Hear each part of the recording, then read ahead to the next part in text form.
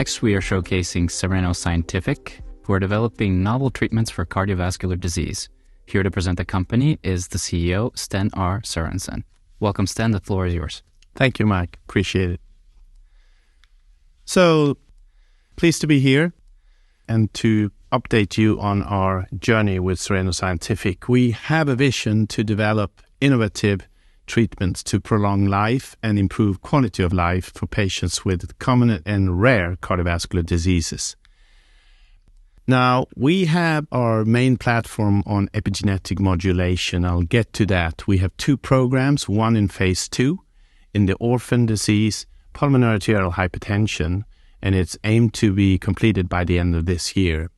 We have a novel HDAC inhibitor, CS014, at the end of preclinical evaluation and documentation, aiming to go into phase 1 for thrombosis prevention beginning of the next year. Our third program is a IP receptor agonist, CS585, recently in-licensed for global development and commercialization from University of Michigan. Our lead program in phase 2 is pursued in 9 clinics. Our study on PH patients, 30 patients to be completed by the end of the year. So only in the US. We are based in Gothenburg, but we have a daughter company in Boston, US. We also have our preclinical programs pursued in collaboration with University of Michigan in the US. So we have a lot of research going on in the US. Our epigenetic platform, epigenetic modulation, is the 2 HDAC inhibitor programs, CS1 and CS014.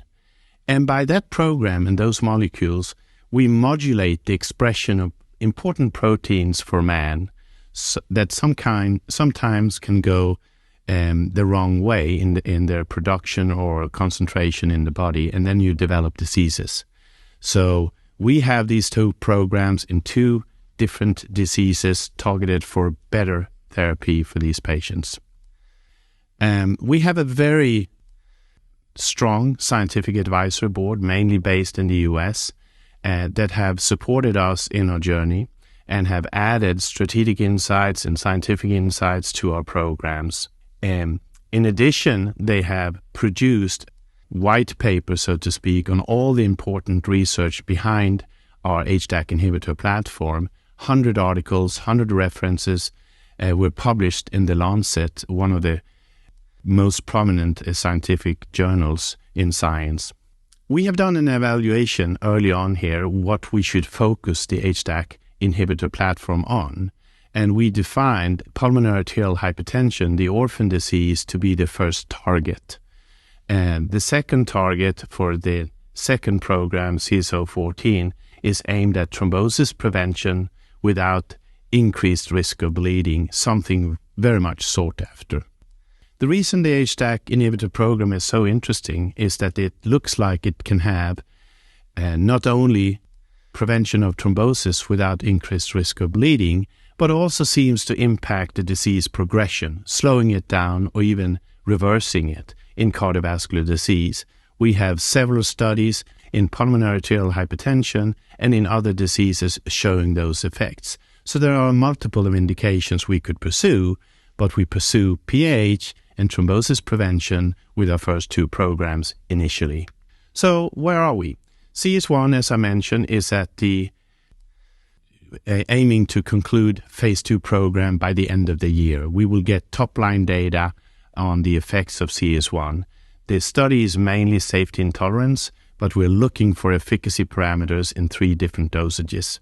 CS014 is at the end of preclinical evaluation, and we are aiming to submit an IND by the end of this year and go into man early next year. CS585 is being evaluated what indication is best for that compound. So let's look quickly at CS1, our HDAC inhibitor for pulmonary arterial hypertension. This disease affects the vessels in the artery system. They get too narrow. There is too much pressure to pump against for the right heart, and eventually the right heart grows and fails. So these patients die prematurely and have a very bad quality of life prognosis. The current drugs are old-style drugs. They vasodilate, they lower the pressure in the artery system, pulmonary system, but they don't do anything really on disease progression, and that's where we come in. Everybody is looking for this in the field of science and this disease, and based on these parameters to the right here that we have documented in preclinical work, pulmonary pressure reduction, reverse remodeling, antifibrotic, anti-inflammatory, and in addition antithrombotic, this agent, HDAC inhibition and CS1, fits like a glove for this disease, and we are very excited to see the data eventually. Another company that pursued disease modification with a drug called Sotatercept was bought by Merck 1.5 years ago for $11.5 billion, and that actually signifies the interest in the sector and these kinds of effects from new drugs. If we look at our drug in preclinical documentation and look at what Sotatercept, the drug that was bought by Merck, had for what kind of documentation was there in preclinical, it's very, very similar. It's two different drugs, two different mode of actions, but the data is similar. So we are very excited to see what we will get out of our clinical program. How does the clinical program look? Well, I mentioned the preclinical work and the publications. We've been in phase 1, now we're in phase 2, aiming to complete by the end of this year.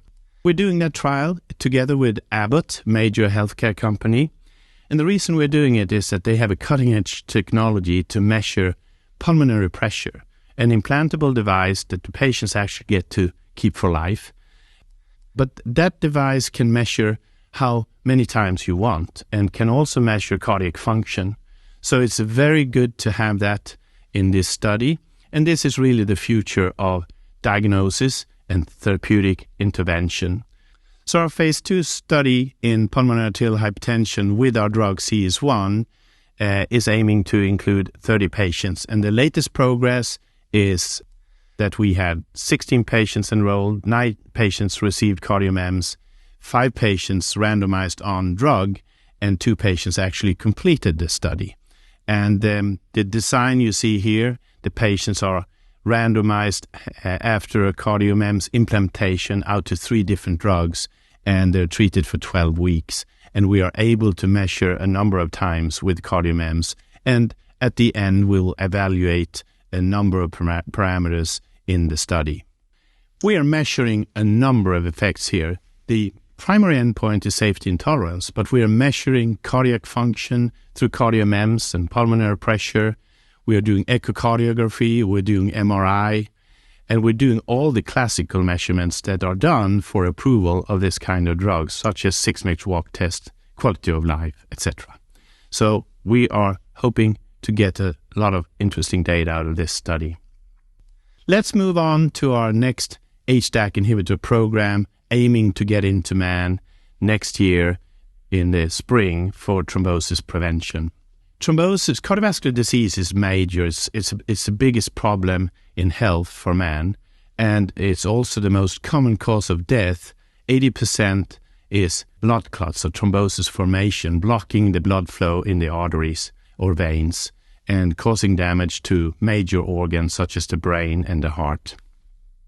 Now, all drugs that are used there are weakening the coagulation system. Antiplatelets, anticoagulants, they do that. So they have an effect, but the downside here is that there's a quite major risk for severe bleedings. So out of 100 patients treated with these agents, 3 actually die. And out of 100, 25 get some kind of bleeding. So there is a tremendous need for effective therapy that doesn't cause bleeding risk. And that's where we come in. Just look at this picture here. This is some of the bleedings that are not fatal. Many of them require hospital care. Okay, so in comparing the other agents here, you see CSO14 to the right here, that we have the ability to prevent thrombosis documented in animals. But in addition also, there's documentation on organ protection, as I mentioned earlier, for HDAC inhibition. We are evaluating this compound and documented in collaboration with University of Michigan. And here's an example of the animal work that has been published at the world's largest cardiovascular congress, European Society of Cardiology in Amsterdam. And you see it on the photos below. That's our agent preventing clot formation. Our last program, CS585, is an IP receptor agonist, and we just licensed that from University of Michigan. It has the ability or potential to be best in class of these agents, and we are documenting where to apply this, what disease, and it's 1 year behind CS014. So that actually concludes my presentation. 3 programs in cardiovascular disease, 1 in rare, 1 in common, and HDAC inhibition, and then the novel IP receptor agonist. We are seen all around the world in presentations and publications, and that's strengthening our brand name and also our exposure to potential partners and big-time financing groups. Sten, thanks so much for your presentation. What makes your pipeline innovative? We are pursuing HDAC inhibition, epigenetic modulation through that mode of action for cardiovascular disease. And that's novel. It hasn't been applied forcefully in the clinic. And it's new. Epigenetic modulation is a novel approach in medicine. So we have 2 programs there for 2 different diseases. Mm-hmm. You speak in your presentation of your drug candidates having disease-modifying potential, which obviously is related a little bit to this epigenetic modulation that you talk about in part. Could you describe in more detail what that means, disease-modifying potential? Well, in cardiovascular disease, you see a progression of changes in the vascular structure and also in muscles, etc. So the vessels that transport our blood, which is critical for oxygen supply, but also for various other things, gets more narrow and get fibrotic, and it impacts the ability for heart to pump, and then the heart gets hypertrophic. So we now know there are inflammation processes involved in this, and there are a number of various markers that drive this change. And we have seen in animal work that we can slow down this kind of progression of, for instance, fibrotic development or hypertrophy in vessels and heart. But we've also seen and documented that we can reverse this beyond the actual dynamic reduction of systemic or pulmonary pressure, for instance. And so this is very important for cardiovascular drug therapy and for the patients in the future. And that's what you want to get at. Yeah. And finally, Cereno is shifting from Spotlight to NASDAQ First North. What are the implications here? Why are you making this move?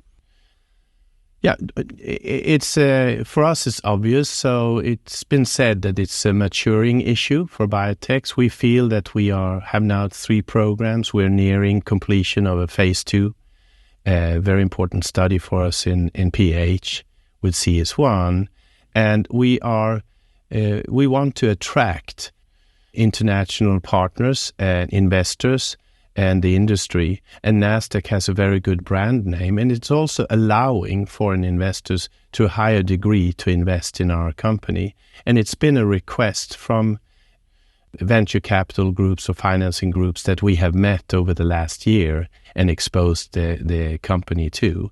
So it's a natural move for us. Mm-hmm. Thanks so much, Sten, for answering the questions and for your presentation, and we hope to see you at the next event. It's been a pleasure. Thank you.